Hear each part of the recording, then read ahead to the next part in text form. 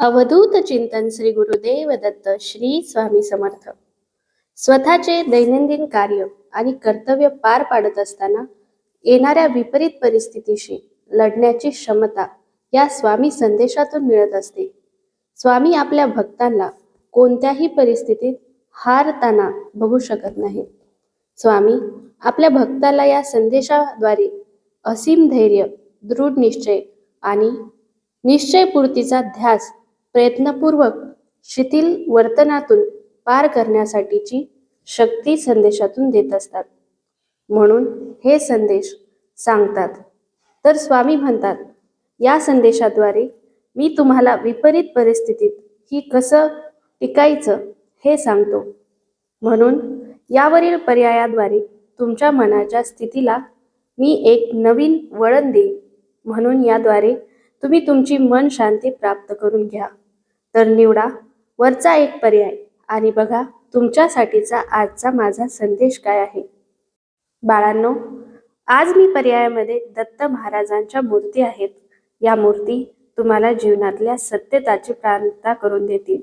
कारण एका मूर्तीमध्ये ब्रह्मा, विष्णू, महेश हे तिन्ही सामावलेले आहेत आणि तिन्हींचा अवतार म्हणजे दत्तगुरु आणि त्यांच्याच दत्तगुरूचा अवतार मी आहे.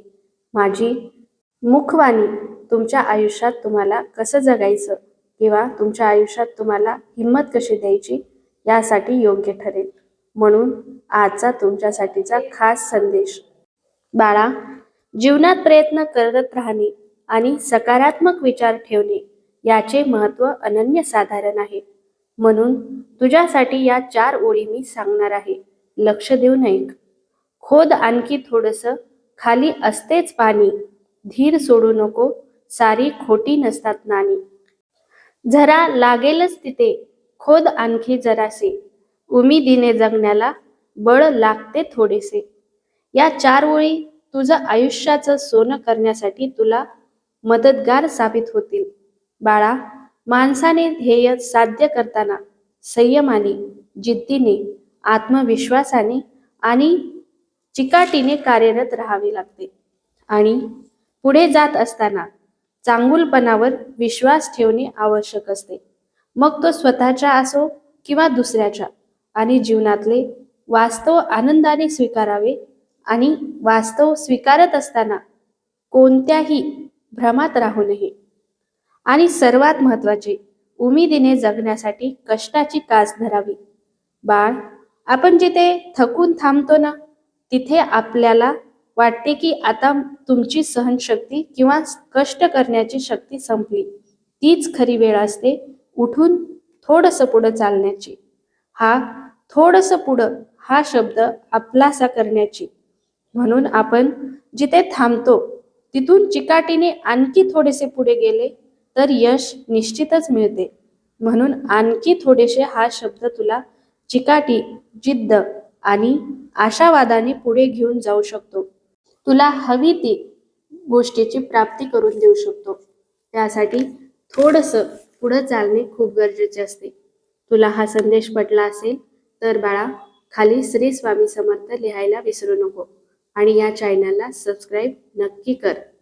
तर बघूयात आता हा दुसरा पर्याय, 2 नंबरचा पर्याय ज्यांनी निवडला आहे त्यांच्यासाठीचा माझा संदेश काय आहे. बाळा, दत्तगुरू आज तुझ्या घरी येणार आहेत. खूप दिवस झाले तू त्यांची मन लावून सेवा करतो आहेस. दत्तगुरूची सेवा तुझ्यासाठी सगळ्यात महत्त्वाचे काम आहे. सकाळी उठल्या उठल्या तू दत्तगुरूंच्या सेवेत लागतोस. मनाने, शरीराने आणि विचाराने लोकांबद्दल चांगला विचार करतोस आणि दत्तगुरूची सेवाही मनातून करतोस. त्यामुळे तुझ्या आयुष्यात दुःख जास्त दिवस राहणार नाही. आता तुझ्यासाठी या 2 ओळी आहेत. लक्ष देऊन ऐक. बाळा, मूठ मिटून कशाला म्हणायचे भरलेली, उघडून उंजळीत घ्यावी मनातली तळी. म्हणजे माणसाने मनातले विचार व्यक्त करावेत आणि मनातले सामर्थ्य व्यापक बनवावे. सगळे लोक फसवे नसतात. मनात भ्रामक आणि खोट्या समजुती बाळगू नये. माणसाने कायम संयमाने वागावे, कायम सकारात्मक राहावे, संवेदनशीलता जपावी, जुन्या निर्मितीवर विश्वास ठेवावा, नकारात्मक विचारांना मनात जागा देऊ नये. खूप हुरळून जाऊ नये किंवा खूप धीरही सोडू नये. या गोष्टी तुझ्या आयुष्याला एक नवीन वळण देतील. आणि हो, हे सगळं करत असताना, या जगात जगत असताना आपण समाजाचेही काहीतरी देणे लागतो. म्हणून जाणीव ठेवून आपले दैनंदिन कार्य अशा योग्य रीतीने पार पाडत राहावे की आपल्याकडून हा समाजही दुखावला जाऊ नये. बाळा, आपल्या मनात काय चाललं आहे हे दुसरे समजू शकत नाहीत. त्यामुळे अंतर्मनाप्रमाणेच बहिर्मनाची आपण दखल घेतली पाहिजे. बहिर्मन हे बोटीचं कप्तान असतं, तर अंतर्मन हे बोटीचा नियंत्रक कक्षा असते. अंतर्मन हे मूलतः चांगलं असतं, निरागस असतं, प्रेम, आनंद, शांती, शक्ती यांनी भरलेलं असतं. जे वारंवार बजावलं जातं ते अंतर्मन स्वीकारतं. ते आज्ञाधारक असतं. बहिर्मनाचा विचार ही क्रिया असते जिच्यावर अंतर्मन प्रतिक्रिया हा नक्की देत असतो. आपल्याला सांगत असतं की आपलं बहिर्मन जे विचार करत आहे ते चुकीचं आहे की बरोबर आहे. अंतर्मनात जे पेरलं जातं तेच उगवतं. म्हणून त्यात समाधान, शांती आणि दुसऱ्यांबद्दल आदर पेरावा, म्हणजे तोच आपल्या तोंडातून म्हणजे बहिर्मनातून बाहेर पडेल. तू अशा प्रकारेही विचार करू शकतोस. तुझ्या अंतर्मनाला तू अदृश्य बँक समज. तुला आजच्या शब्दामध्ये ही गोष्ट समजून सांगतो, लक्ष देऊन ऐक. तुझ्या अंतर्मनाला तू पाप पुण्याची अदृश्य बँक समज.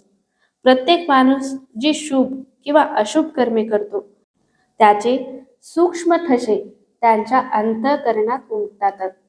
ते पाप किंवा पुण्य या स्वरूपात जणू एका अदृश्य बँकेत जमा होतात. या बँकेचा व्यवहार अंतर्मन जाणीवपूर्वक अंतःप्रज्ञानी द्वारा करीत असते. किंवा बाळा, तू तुझ्या शरीराला एखाद्या टेप रेकॉर्डर प्रमाणे बघ किंवा एखाद्या संगणकाप्रमाणे बघ. संगणकाला जसे आपण फीड करू तसे रिझल्ट आपल्याला मिळतात. हे फीडिंग आपण विचार, आचार व उच्चार या 3 कर्माच्या द्वारे करीत असतो. जसे हे फीडिंग योग्य किंवा अयोग्य असेल तसे त्याचे रिझल्ट सुखदुःखाच्या स्वरूपात मिळत असतात. व्यसनी माणसाचे फीडिंग अयोग्य असते, त्याचे अनिष्ट परिणाम बघावयास मिळतात. ज्ञानदान, शुभचिंतन, श्रमदान इत्यादी उत्कृष्ट फीडिंग केले तर सुख, समाधान, शांती, आरोग्य आणि चांगले परिणाम दिसून येतात. त्यामुळे आपण आपल्या आयुष्यामध्ये टेप रेकॉर्डर प्रमाणे आपल्या मनामध्ये चांगले ठसे उमटवावे, म्हणजे त्याची फीडिंग आपल्याला सुख समाधानाच्या द्वारे मिळेल. ही गोष्ट तुला समजली का? थोड्या नवीन शब्दामध्ये प्रयत्न केला आहे तुला समजून सांगण्याचा, पण मला विश्वास आहे तुला तुझ्या स्वामी आईला तुला काय सांगायचं आहे ते नक्की समजलं असेल. हे तुला योग्य प्रकारे समजलं असेल आणि तुझ्या डोक्यातल्या विचारांना आता पूर्ण विराम मिळाला असेल तर खाली श्री स्वामी समर्थ नक्की लिही. आणि तुमचा या शक्तीवरती विश्वास असेल तर या चॅनलला सबस्क्राईब नक्की करा. तुमचे एक लाईक, तुमचं एक कमेंट मला आणखी संदेश बनवण्यासाठी प्रेरणा देत असतं. मी स्वामींच्या विचारांनी, स्वामींच्या आदेशांनी माझ्या मुखातून स्वामींचे संदेश तुमच्यापर्यंत पोहोचवतात हे माझं भाग्य समजते. माझी ही कळकळीची विनंती आहे की स्वामींनी माझ्याद्वारे जे संदेश तुमच्यापर्यंत पोहोचवले आहेत ते तुमच्या मनशांतीसाठी आहेत. तुमची मन शांती जर याद्वारे होत असेल आणि तुमच्या मनाला शांती नक्की मिळत असेल तर या चॅनलला सबस्क्राईब नक्की करा आणि स्वामींचे विचार तुमच्या आयुष्यात नक्की उतरवा. स्वामी तुमची साथ कधी सोडणार नाही. स्वामी आई आपल्या आई बापाप्रमाणे आहे. ते ब्रह्मांड नायक आहेत. आपल्या सुखदुःखापासून ते वेगळे नाहीत. त्यांना सगळ्या जाणीवा आहेत. तुमची सांगण्याचीही त्यांना गरज पडणार नाही, पण त्यांचे जे हे संदेशाद्वारे आदेश असतात ते तुमच्या भविष्यासाठी योग्य असतात. म्हणून हे स्वामी संदेश रोज ऐकत जा.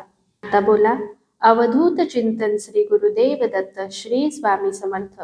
अनंत कोटी ब्रह्मांड नायक, राजाधिराज, योगीराज, परब्रह्म, अक्कलकोट निवासी स्वामी समर्थ महाराज की जय. श्री स्वामी समर्थ. जय जय स्वामी समर्थ.